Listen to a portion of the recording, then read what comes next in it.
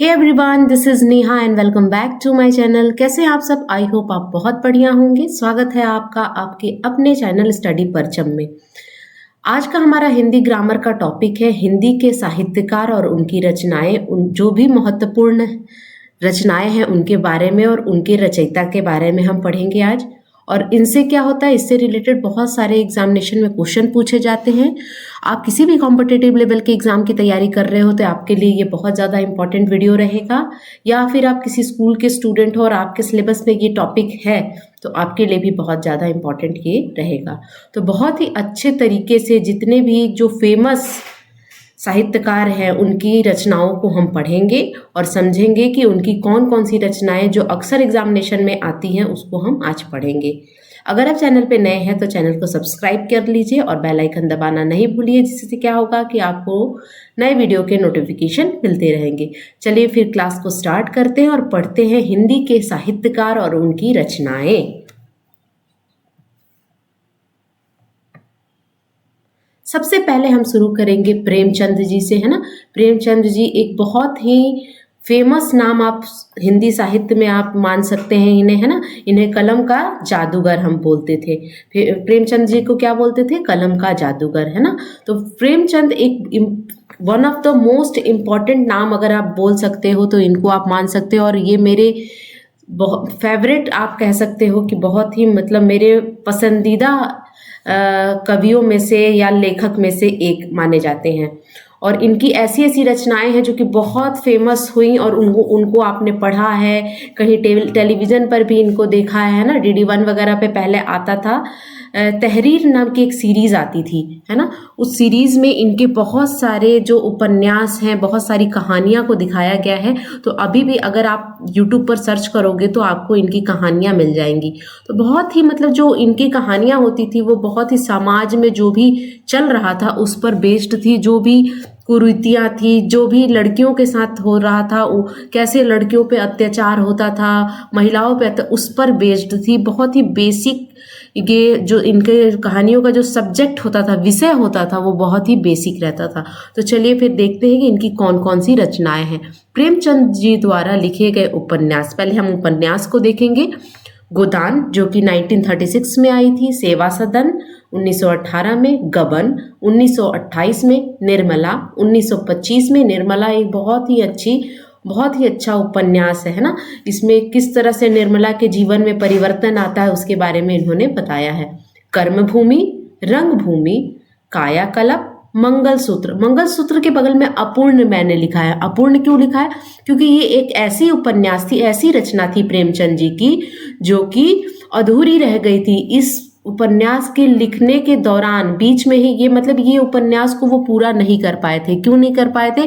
क्योंकि इस उपन्यास के लिखने के दौरान बीच में ही इनकी मृत्यु हो गई थी और इस उपन्यास को इन्होंने पूरा नहीं कर पाए थे।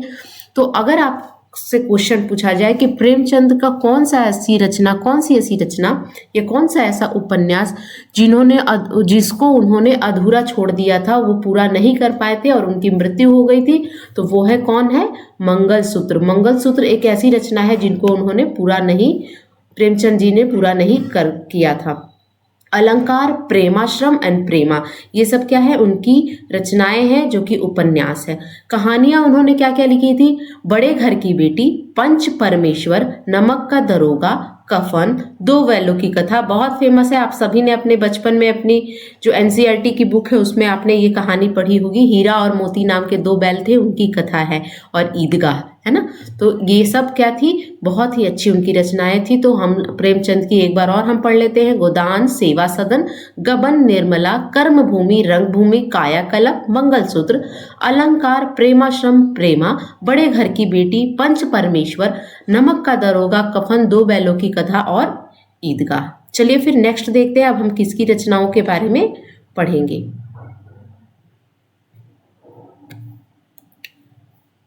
नेक्स्ट है सुमित्रा नंदन पंत, जिनको प्रकृति के सुकुमार कवि के नाम से जाना जाता है। क्यों कहा जाता है इनको इस तरह का नाम? उन्हें क्यों दिया गया प्रकृति के सुकुमार? क्योंकि इनकी रचनाएं जो थी ना वो प्रकृति से प्रभावित थी। जो हमारा वातावरण है, नेचर से प्रभावित थी इनकी रचनाएं। और इनका क्या नाम है? सुमित्रा नंदन पंत। युगांत, स्वर्णधूलि, चितंबरा जो कि 1958 में आई थी, कला और बूढ़ा चांद और पल्लव, ये इनकी रचनाएं हैं। यानी सुमित्रा नंदन पंत की रचनाएं कौन सी हैं? युगांत, स्वर्णधूलि, चितंबरा, काला और बूढ़ा चांद और पल्लव, है ना। ये इनकी महत्वपूर्ण रचनाओं में से एक है और मैं उन्हीं रचनाओं को लेकर आई हूं जिससे बार बार एग्जामिनेशन में क्वेश्चन पूछे जाते हैं, जो कि बहुत फेमस हुए और बार बार और इनकी महत्वपूर्ण रचनाओं में से एक है। चलिए नेक्स्ट देखते हैं हम किन की रचनाएं पढ़ेंगे। सबसे हमारे फेवरेट कवि और लेखक में से एक है रामधारी सिंह दिनकर, जिनकी रचनाएं मुझे बहुत ज़्यादा पर्सनली बहुत ज़्यादा पसंद है। इनकी रचनाओं के बारे में हम पढ़ेंगे। ये हमारे दूसरे राष्ट्र कवि थे, है ना। पहले राष्ट्र कवि कौन थे बताइए? मैथिली शरण गुप्त। मैथिली शरण गुप्त जो थे वो पहले राष्ट्र कवि की उपाधि उन्हें दी गई थी। और दूसरे राष्ट्र कवि कौन थे? हमारे थे रामधारी सिंह दिनकर, जो कि बिहार के रहने वाले थे, है ना, बेगूसराय जिले के रहने वाले थे, है ना। दिनकर जी की एक ओजस्वी राष्ट्रीय कवि के रूप में माने जाते थे। एक बहुत ही अच्छे प्रभावी राष्ट्र कवि थे, क्योंकि इनकी रचनाएं राष्ट्र से प्रभावित थी, है ना, राष्ट्र के हित में थी, तो इनको हम राष्ट्रपति की उपाधि देते हैं, है ना। तो आपको ये याद रखना है कि दिनकर जी कैसे कवि थे? दूसरे राष्ट्र कवि थे, है ना। अब इनकी रचनाएं हम देखेंगे। रेणुका जो कि 1935 में आई थी, हुंकार 1938 में आई थी, कुरुक्षेत्र, रश्मि रथी इतनी अच्छी इनका जो इनकी रचना है कि बहुत फेमस हुई, है ना। और रश्मि रथी से लिया हुआ आपको एक एनसीईआरटी में आपको एक कविता भी मिलेगी, कृष्ण की चेतावनी, रश्मि रथी से ली हुई है। बरसों तक वन में घूम घूम बाधा, विघ्नों को चूम चूम सह धूम धाम, पानी पत्थर पांडव आए कुछ और निखर। तो रश्मि रथी से ली हुई ये है, जो कि आपकी one of the famous poem या कविता में से एक है ना। उर्वशी किसकी थी? रामधारी सिंह दिनकर की थी। रेत के फूल रामधारी सिंह दिनकर की थी। संस्कृति के 4 अध्याय रामधारी सिंह दिनकर की थी। और परशुराम की प्रतीक्षा किसकी थी? रामधारी सिंह दिनकर की थी। तो एक बार और हम पढ़ते हैं रामधारी सिंह दिनकर की कौन कौन सी रचनाएं जो बहुत फेमस हुई, जिससे एग्जामिनेशन में क्वेश्चन पूछे जाते हैं। पहला रेणुका, दूसरा हुंकार, कुरुक्षेत्र, रश्मि रथी, उर्वशी, रेत के फूल, संस्कृति के 4 अध्याय, परशुराम की प्रतीक्षा। ठीक है, चलिए नेक्स्ट देखते हैं हम किन की रचनाओं को पढ़ेंगे। जयशंकर प्रसाद, छायावाद के प्रमुख स्तंभ और राष्ट्रीय चेतना के अमर कवि जयशंकर प्रसाद। यानी जयशंकर प्रसाद क्या कहते हैं? छायावाद के कवि माने जाते थे और प्रमुख स्तंभों में से एक थे। और राष्ट्रीय चेतना के अमर कवि के नाम से ये क्या थे? प्रसिद्ध थे।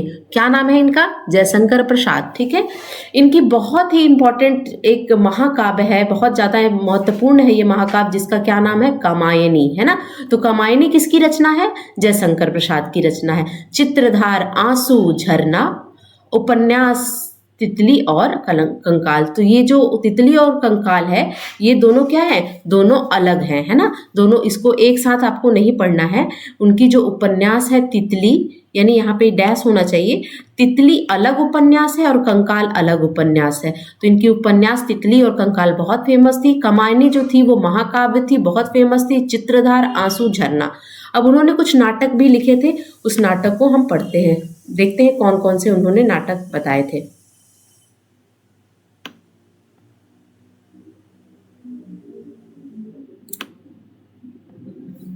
चंद्रगुप्त, ध्रुव स्वामिनी, स्कंदगुप्त, जन्मजय का नागजय, एक घुट, विशाखा, अजातशत्रु आदि।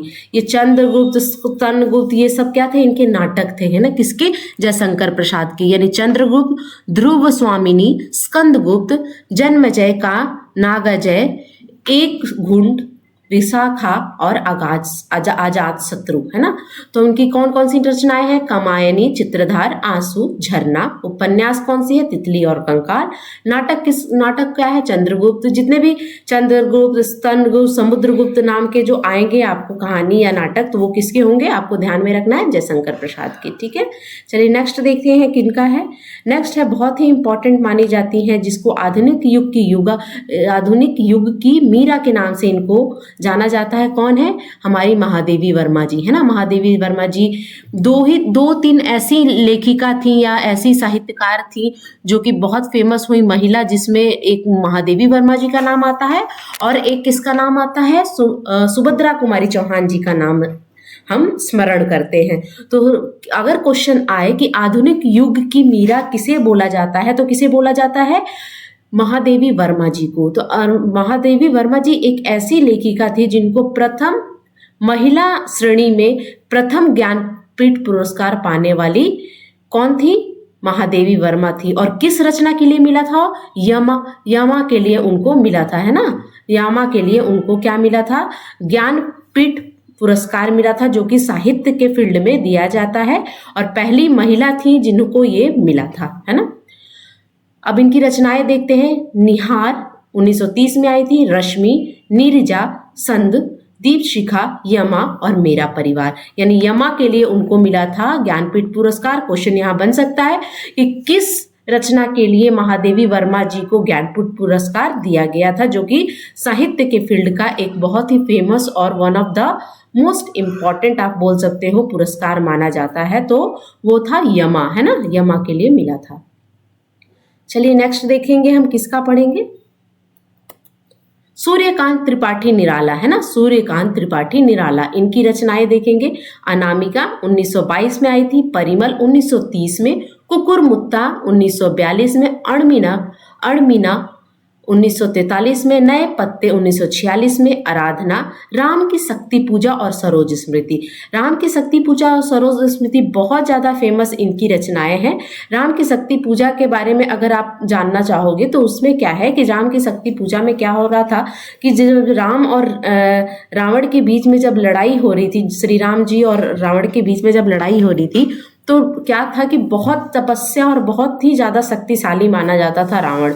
और क्या हो रही थी कि जो हमारी राम की सेना है वो रावण को हरा नहीं पा रही थी, क्योंकि उनको क्या दिख रहा था कि हरा पाना मुश्किल हो रहा था। तो क्या हुआ कि राम की सेना ने ये देखा कि रावण के साथ क्या हो रही थी, मतलब साक्षात शक्ति लड़ रही थी। तो राम को ये समझ आया, या उनकी सेनाओं ने उन्हें सुझाव दिया श्री रामचंद्र जी को कि आप उनके साथ के कौन लड़ रहा है, रावण के साथ कौन लड़ रहा है, साथ में शक्ति लड़ रही है। तो 9वें दिन क्या किया था श्री राम जी ने? शक्ति की पूजा की थी, है ना। शक्ति को खुश करने के लिए उन्होंने यज्ञ किया था, पूजा की थी। क्योंकि क्या है, ऐसे सिर्फ रावण को हराना नहीं था, शक्ति को भी हराना था, है ना। क्योंकि उन रावण के साथ कौन लड़ रही थी? साक्षात शक्ति लड़ रही थी, देवी लड़ रही थी।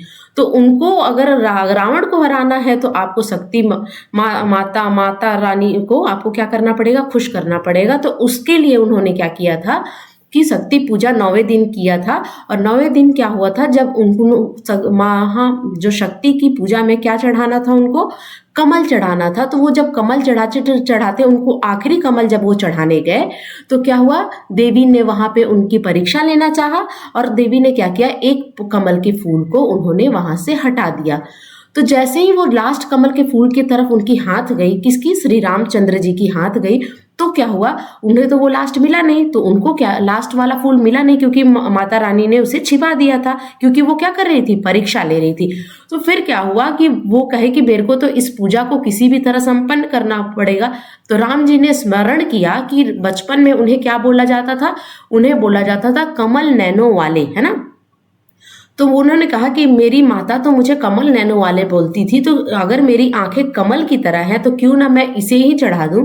तो जैसे ही उन्होंने अपनी आंख निकालना चाहा, अपनी आंखों को निकालना चाहा, वैसे ही शक्ति प्रकट हुई और खुश हुई कि नहीं, मैं तो आपकी परीक्षा ले रही थी। और उसके बाद श्री रामचंद्र जी को क्या हुई?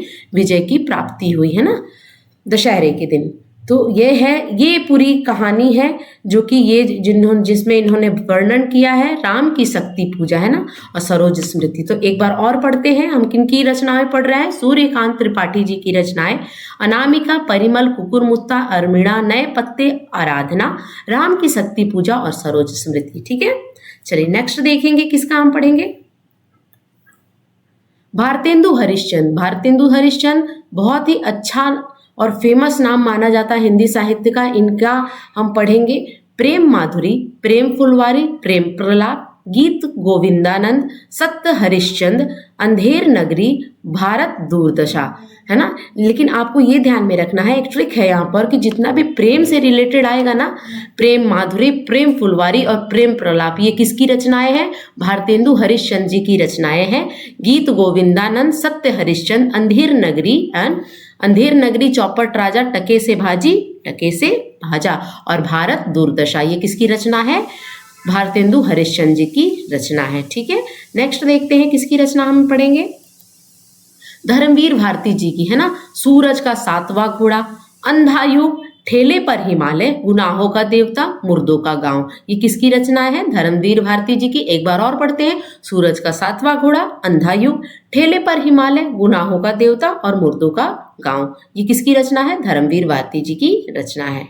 नेक्स्ट देखते हैं हम किसकी रचना पढ़ेंगे। रसखान की रचना पढ़ेंगे, है ना। प्रेम वाटिका, सुजान रसखान, बाल लीला और अष्टयाम, है ना। ये किसकी रचना है? ये रचना है रसखान जी की। एक बार और पढ़ेंगे। प्रेम वाटिका, सुजान रसखान, बाल लीला और अष्टयाम किसकी है? रसखान जी की है। ठीक है, नेक्स्ट देखते हैं। मलिक मोहम्मद जैसी, है ना। मलिक मोहम्मद जैसी की एक बहुत महत्वपूर्ण और बहुत इंपॉर्टेंट रचना है जो कि पद्मावत है। रानी पद्मावती पर ये लिखी गई है, जो कि क्या कहाँ की थी? मेवाड़ की रानी थी और राजा रतन सिंह जी की पत्नी थी, है ना। आखिरी कलाम उन्होंने क्या लिखा था? अब मरने के पहले की दुर्दशा के बारे में इन्होंने बताया था। चित्ररेखा और अखरावट, यानी पद्मावत, अखरावट, आखिरी कलाम और चित्ररेखा किसकी रचना है? मलिक मोहम्मद जैसी की रचना है। नेक्स्ट देखते हैं कौन है। सूरदास क्या थे? जन्म से ही अंधे थे, है ना। तो इनकी अंधे होने के बाद भी इन्होंने बहुत अच्छी रचनाएं लिखी, है ना। तो वो हम देखेंगे। सूर सागर, सूर सरावली, साहित्य लहरी, नल दंपत्ति और ब्याहोल, ये किसकी रचना है? सूरदास की है। एक बार और पढ़ेंगे। सूर सागर, सूर सरावली, साहित्य लहरी, नल दमयंती और ब्याहोल, है ना, किसकी रचना है? सूरदास की रचना है। नेक्स्ट देखते हैं किसकी रचना हमको पढ़ना है। हरिवंश राय बच्चन जी की रचना पढ़ना है, बहुत इंपॉर्टेंट है। मधुशाला, मधुबाला, मधुकलश और क्या भूलू क्या याद करूं, किसकी रचना है? ये है हरिवंश राय बच्चन जी की महत्वपूर्ण रचनाओं में से एक है, जिससे एग्जामिनेशन में क्वेश्चन पूछे जाते हैं। मधुशाला, मधुबाला, मधुकलश, क्या भूलू क्या याद करूं, बहुत बार पूछा जाता है। क्या भूलू क्या याद करूं, इसको आप ध्यान में रखना। ठीक है, नेक्स्ट देखते हैं। तुलसीदास की बहुत सारी रचनाएं हैं, कुछ अवधि में थी और कुछ किसमें थी? ब्रज भाषा में इनकी रचनाएं थी, है ना। तो कृष्ण गीतावली, विनय पत्रिका, रामचरितमानस किस भाषा में लिखी हुई है? अवधि में लिखी हुई है। हनुमान बाहुक, जानकी मंगल, बैराग संदीपनी कौन थे? श्री कृष्ण जी के गुरु का नाम है। रामलल्ला नहछू, वैरव रामायण और पार्वती मंगल, है ना, बहुत इंपॉर्टेंट है। एक बार और पढ़ते हैं। कृष्ण गीतावली, विनय पत्रिका, रामचरितमानस, हनुमान बाहुक, जानकी मंगल, बैराग संदीपनी, रामलल्ला नहछू, भैरव रामायण एंड पार्वती मंगल किसकी रचनाएं हैं? तुलसीदास जी की रचनाएं हैं। ठीक है, चलिए नेक्स्ट देखेंगे किसकी रचना। कालिदास जी किसके राज्य में या किसके सभा के महाकवि थे? तो वो थे राजा विक्रमादित्य, जो कि कहाँ के थे? अवंतिका नरेश थे, है ना। उज्जैन, जो आजकल जिस जगह को हम उज्जैन के नाम से जानते हैं, उसको पहले हम किस नाम से जानते थे? अवंतिका नगरी। तो अवंतिका नगरी के राजा कौन थे? राजा विक्रमादित्य थे, और उनके राज्य में कवि कौन थे? कालिदास जी थे। तो इनकी रचनाएं हम पढ़ेंगे। पहला है कालिदास की रचना रघुवंशम, जो कि महाकाव्य है। रघुवंशम महाकाव्य है। कुमार संभव महाकाव्य है। मेघदूत खंड काव्य है या काव्य खंड आप बोल सकते हो। ऋतुसंहार काव्य खंड है। मालविका मित्र नाटक है ये। अभिज्ञान शकुंतलम नाटक है ये। और वर्षियम नाटक है ये, है ना। वर्षियम किसका है? नाटक है ये। तो ये किसकी रचना है? कालिदास की रचना है। रघुवंशम, कुमार संभव, मेघदूत, ऋतुसंहार, है ना, मल्लिका, निगम मित्र, अभिज्ञान शकुंतलम, विक्रमोर्वशीयम, है ना, विक्रमोर्वशीयम किसकी रचना है? कालिदास जी की रचना है। चलिए नेक्स्ट देखते हैं किसकी रचना हम पढ़ेंगे। अगर आपको वीडियो अच्छा लग रहा होगा तो बीच में पॉज करके प्लीज़ लाइक कीजिए और शेयर करना नहीं भूलिए, ताकि इससे क्या होता है कि बहुत ज़्यादा मोटिवेशन मिलता है और आपके लिए मैं अच्छे अच्छे वीडियो लाने के लिए क्या रहूँगी? अग्रसर रहूँगी, ठीक है। नेक्स्ट है हमारे पहले राष्ट्र कवि जिनको हम मैथिली शरण गुप्त बोलते हैं, उनकी रचना है। मैथिली शरण गुप्त की बहुत अच्छी अच्छी रचनाएं हैं जो कि राष्ट्र के नाम पर थी, जैसे आप साकेत, यशोधरा, भारत भारती, शकुंतला, जयद्रथ व्रत, तिलोत्तमा एंड चंद्रहास। चंद्रहास किसको बोलते हैं? तलवार को बोलते हैं, पर्यायवाची है, आप ध्यान में रखना, है ना। तो ये सब किसकी रचना है? मैथिली शरण गुप्त। तो अगर क्वेश्चन आए कि हमारे भारत के पहले राष्ट्र कवि किसको घोषित किया गया था, तो वो कौन थे? मैथिली शरण गुप्त थे। एक बार और इनकी रचनाएं देखेंगे।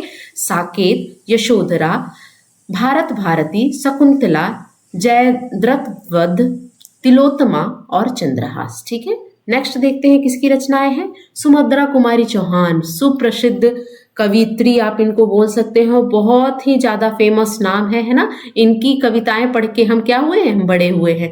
तो सबसे इम्पॉर्टेंट है झांसी की रानी, सर्व प्रसिद्ध झांसी की रानी। बुंदे ले हर बोलो के मुँह, हमने सुनी कहानी थी, खूब लड़ी मर्दानी, वह तो झांसी वाली रानी थी। इनकी बहुत ही फेमस और बहुत ही क्या आप बोले कि देश प्रेम की भावना को जागृत करने वाली ये कविता थी। दूसरा है इनका मुकुल, जो कि 1931 में आई थी। बिखरे मोती 1932 में आई थी। चित्रधार, है ना।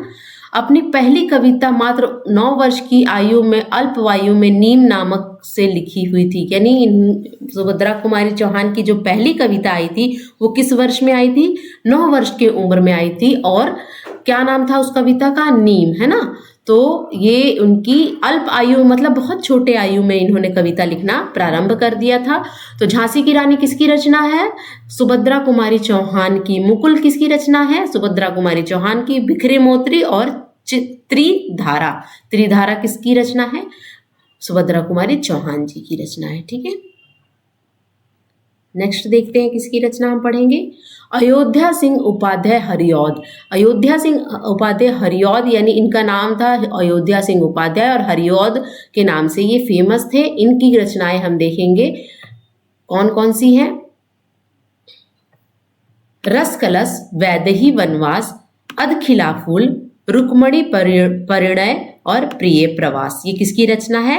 ये अयोध्या सिंह उपाध्याय हरिऔध जी की रचना है। पूरा नाम हरिऔध हम लगाते हैं, नाम पूरा इनका असली नाम क्या था? अयोध्या सिंह उपाध्याय, और हरिऔध इनके नाम से जोड़ा जाता है। रसकलश, वैदेही वनवास, अधखिलापुर, रुक्मणी परिणय और प्रिय प्रवास किसकी रचना है? अयोध्या सिंह उपाध्याय हरिऔध की रचना है, ठीक है। नेक्स्ट देखते हैं आचार्य रामचंद्र शुक्ल। मेरे ख्याल से ये आखिरी स्लाइड है ना। इसके बाद इसके अगले बार इसके नेक्स्ट वीडियो जो मैं लाऊंगी वो और भी, जैसे कबीर दास जी छूट गए हैं, कबीर दास जी, मीराबाई, है ना, रहीम की क्या कौन कौन सी फेमस रचनाएं हैं उसको मैं लेकर आऊंगी। अब हम पढ़ते हैं आचार्य रामचंद्र शुक्ल जी की रचना, ठीक है ना। क्या है? चिंतामणि, रस मीमांसा, विचार विधि विधि और त्रिवेणी किसकी रचना है? ये आचार्य रामचंद्र शुक्ल जी की रचना है। एक बार और पढ़ेंगे। चिंतामणि, रस मीमांसा, विचार विधि और त्रिवेणी किसकी रचना है? आचार्य रामचंद्र शुक्ल जी की रचना है, ठीक है। तो आशा करती हूँ आपको वीडियो अच्छा लगा। अगर अच्छा लगे तो प्लीज़ लाइक कीजिए, शेयर कीजिए एंड सब्सक्राइब कीजिए और बने रहिए आपके अपने चैनल स्टडी परचम में। तब तक के लिए thank you so much for watching. Keep watching. Bye.